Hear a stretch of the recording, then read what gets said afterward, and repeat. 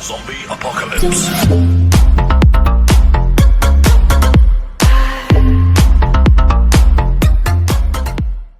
Hello everyone, आप सभी का स्वागत है इस सेशन के 5th वीडियो में, जिसमें हम लोग सीखेंगे थीटा नोटेशन के बारे में। अब तक हम लोग पढ़ चुके हैं analysis of algorithms, order of growth, big O notation और ओमेगा नोटेशन।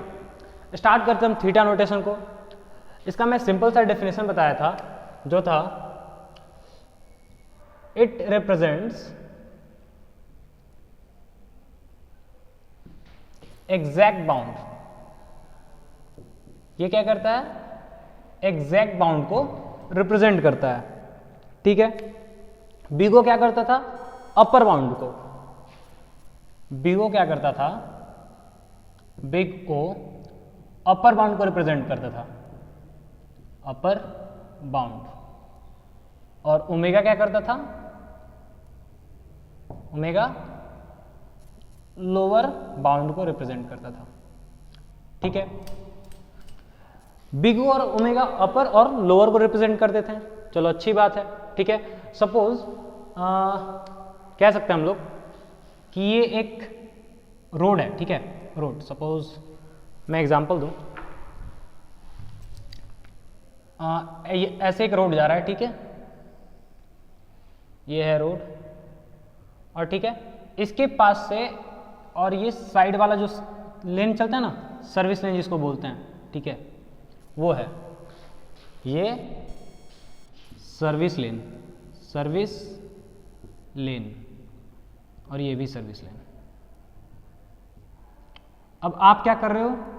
जयपुर से पटना जा रहे हो, जयपुर से पटना, पटना। मस्त कार लेके जा रहे हो आप। ठीक है। तो आप मुझे बताओ, आपके लिए कौन सा बेटर रहेगा?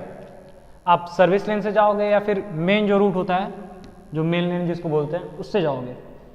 ऑब्वियसली आप प्रीफर करोगे, हाँ भाई, जो मेरा जो मेन लेन है मैं उससे जाऊँ, क्योंकि वो बिल्कुल एग्जैक्ट है, उसमें कोई नौटंकी नहीं है। ठीक है।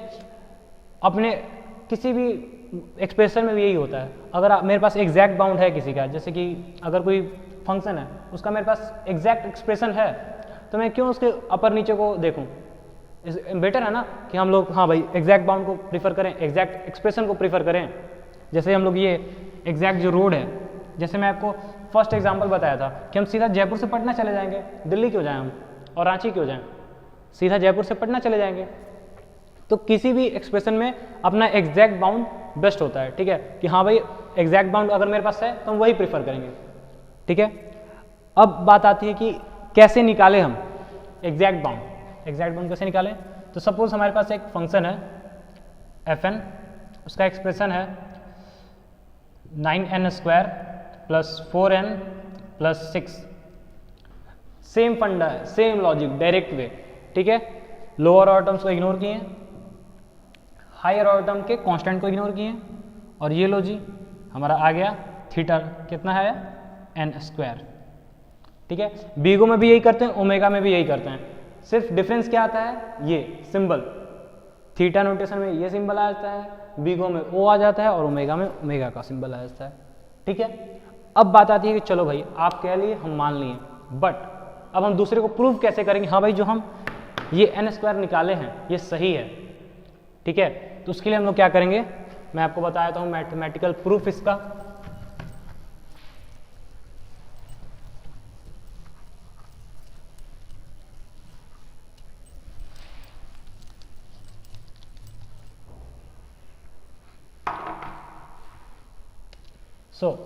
मैथमेटिकल प्रूफ है, वी से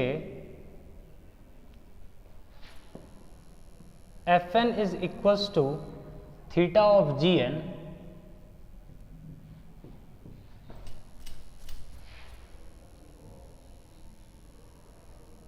if and only if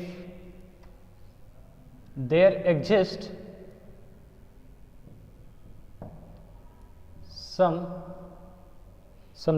there exists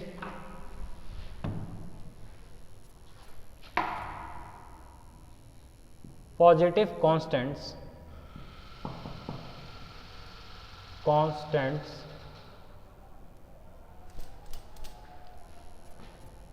such that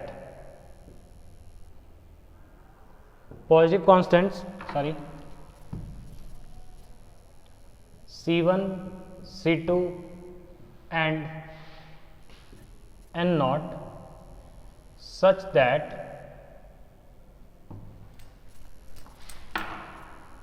zero is less than equals to C1Gn, C1Gn is less than equals to Fn, Fn is less than equals to C2Gn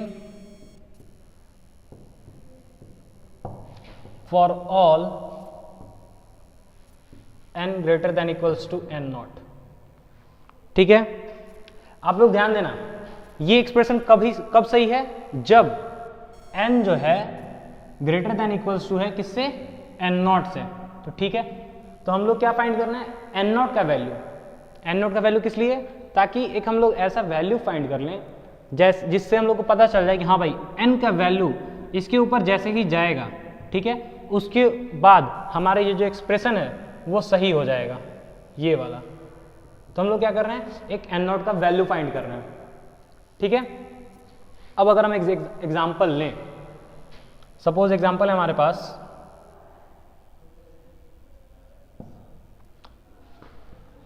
Fn equals to 2n plus 3, same example.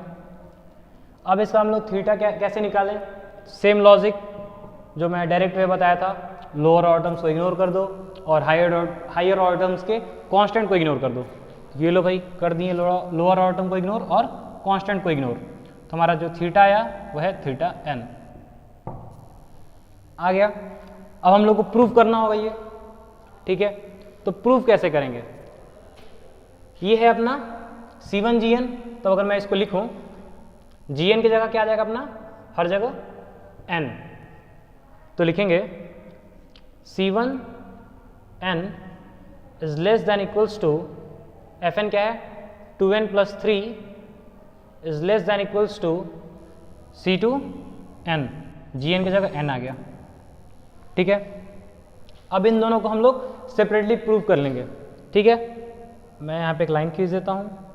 ठीक है, C1n is less than equals to 2n plus 3 और इधर आ जाएगा 2n plus 3 is less than equals to C2n।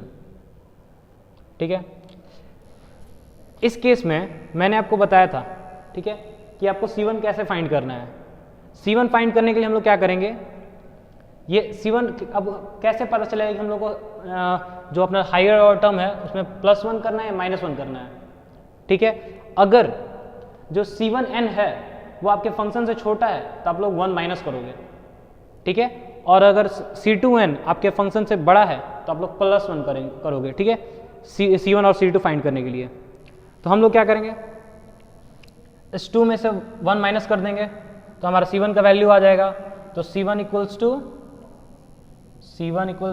1, तो अब हम लिखेंगे n is less than equals to 2n plus 3 और फिर n का वैल्यू क्या आ जाएगा, n greater than equals to 0। क्यों, क्योंकि अगर n इधर जाएगा और 3 इधर आएगा। ठीक है, मैं सॉल्व ही कर देता हूँ। अगर मैं सॉल्व कर दूँ तो इधर 2n माइनस 1 n और इधर आ जाएगा 3 और ये -3 हो जाएगा। तो हम लोग क्या करते हैं, हमेशा n है ग्रेटर दैन 0, तो ये हो जाएगा n इज ग्रेटर दैन 0 क्योंकि माइनस में चला जा रहा है। ठीक है, n ग्रेटर दैन 0। अब इधर आते हैं, C2 का वैल्यू क्या हो जाएगा, +1 कर देंगे 2 में तो 3 हो जाएगा। C2 equals to 3। चलो जी, तो 2n plus 3 is less than equals to 3n। 2n इधर जाएगा तो बचा n is greater than equals to 3। ठीक, अब हमारे पास 2n के वैल्यू आ गए कि हाँ भाई इसके बाद हमारा ये जो एक्सप्रेशन है ट्रू हो जाएगा। तो इन दोनों में से कौन सा चूज करें, ये n इज ग्रेटर दैन 0 और ये n is greater than equals to 3। तो हम लोग चूज करेंगे इन दोनों का मैक्सिमम। अब इन दोनों में मैक्सिमम कौन है? ऑब्वियसली ये है, तो इसको चूज करेंगे। तो हमारा एन नॉट का वैल्यू आ जाएगा n naught is greater than equals to 3। अगर एन नॉट का वैल्यू 3 से ज़्यादा है तो हमारा ये एक्सप्रेशन ट्रू हो जाएगा। मतलब हम लोग ये जो फाइंड किए थीटा ये सही है। अब अगर हम लोग इसको पिक्टोरियली समझें ग्राफ के फॉर्म में, तो मैं एक ग्राफ बना देता हूं।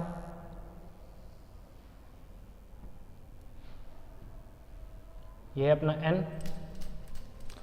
n मैं आपको बार बार बता रहा हूं n greater than equals to 0 है, fn भी ग्रेटर देन इक्वल्स टू 0 है और gn भी ग्रेटर देन इक्वल्स टू 0 है। ये आप लोग हर एक केस में याद रखना, ठीक है। चलिए, ये है अपना fn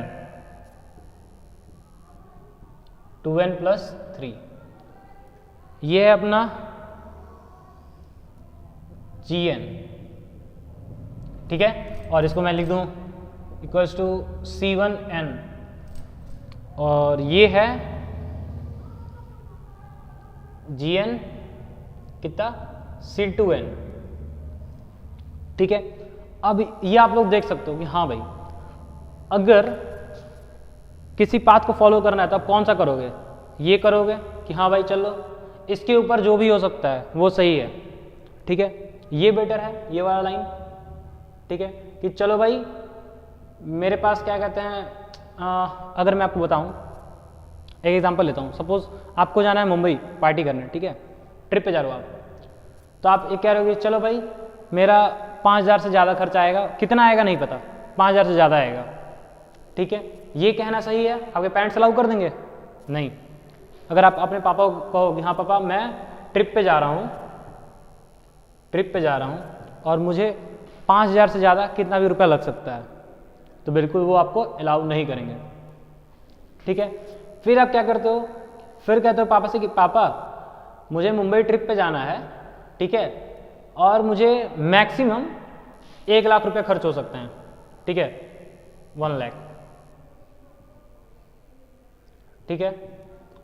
एक तो आप ये कहते हो, तो आपके पापा इस पे भी नहीं मानेंगे कि 1 लाख रुपए खर्च कर देगा मुंबई जाने में, इस पे भी नहीं मानेंगे। लेकिन अगर आप अपने पापा से ये कहो कि हाँ पापा मुझे मुंबई जाने में एग्जैक्टली 15,000 रुपये लगेंगे, इसमें आपका टिकट का कॉस्ट है, फूडिंग का कॉस्ट है, अकोमोडेशन का कॉस्ट है, सबको मिला के एग्जैक्ट मेरे 15,000 रुपये में मैं अपना काम करके मुंबई से आ जाऊंगा, ठीक है। तो आपके पापा क्या करेंगे? इस पे एग्री कर सकते हैं वो कि हाँ भाई ठीक है, तुम्हारे पास एग्जैक्ट प्लान है कि हाँ तुम इतने रुपए खर्च करोगे तो मुंबई से आ सकते हो, मतलब आ जाओगे। अगर आप बताते हो ऐसा तो आपके पेरेंट्स को जरूर अलाउ कर दें। मगर अगर आप ऐसा कहते हो कि हाँ भैया 5,000 से कितना भी ऊपर लग सकता है या फिर मेरा 1 लाख से के अंदर हो जाएगा, तो दोनों में से किसी में आपके पेरेंट्स एग्री नहीं करेंगे, ठीक है। इसीलिए हम लोगों को जब भी पॉसिबल हो प्रैक्टिकली हमेशा थीटा नोटेशन ट्राई करना चाहिए। क्यों? क्योंकि ये हमें एग्जैक्ट बाउंड देता है, ठीक है। ये अपर बाउंड और लोअर बाउंड के बीच में है और दोनों को कंबाइन भी करके रखता है, इसलिए। अब आते हैं कुछ फैक्ट्स पे, फैक्ट्स ऑफ थीटा नोटेशन।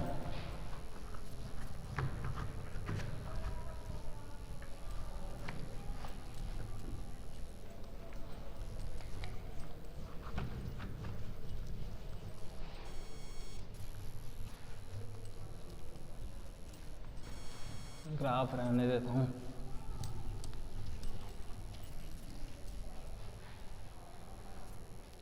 अब हम लोग पढ़ेंगे some facts of theta notation. आज लगता है इंक कुछ ज़्यादा ही खराब हो रहा है।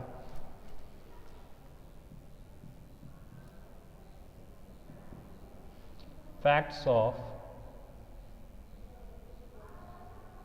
Theta notation. पहला क्या है? If Fn is equals to theta of Gn, then f n is equals to big O of g n, ठीक है, and f n is equals to omega of g n. क्यों भाई, ऐसा क्यों कह रहा है? क्योंकि अगर आप लोग को याद हो तो बीगो का क्या था, बीगो कहता था कि बीगो क्या कहता था कि मैं एग्जैक्ट और अपर बाउंड को रिप्रेजेंट करता हूं, एग्जैक्ट और अपर बाउंड, एग्जैक्ट और अपर। और ओमेगा क्या करता था, ओमेगा करता था एग्जैक्ट और लोअर, ठीक है। तो दोनों के केस में हमारे पास एग्जैक्ट है, और एग्जैक्ट किसको रिप्रेजेंट करता है? थीटा, थीटा ही एग्जैक्ट वैल्यू निकलता है ना, exact notation, sorry exact order of growth. और बिगो और ओमेगा में भी है एग्जैक्ट, एग्जैक्ट बाउंड वो भी निकालते हैं, ये अपना इधर भी आ सकता है, दोनों कंबाइन करता है ना, इसलिए हम लोग ऐसा लिख सकते हैं, ठीक। और इसको हम रिवर्स फॉर्म में भी लिख सकते हैं, जैसे G N is equals to big O of F N, ये तो मैं आपको बताया था प्रूफ करके, and G N is equals to omega of F N, sorry omega of F N, G N दोबारा लिख रहा हूं मैं, ठीक है। ये क्या हुआ, ये जस्ट इसका हम लोग रिवर्स फॉर्म में लिख दिए, ठीक है। चलो जी, अब आते हैं दूसरे में। थीटा नोटेशन कहाँ यूज होता है? दूसरा अगर मैं लिखूं तो लिखूंगा theta notation is used, notation is used when we know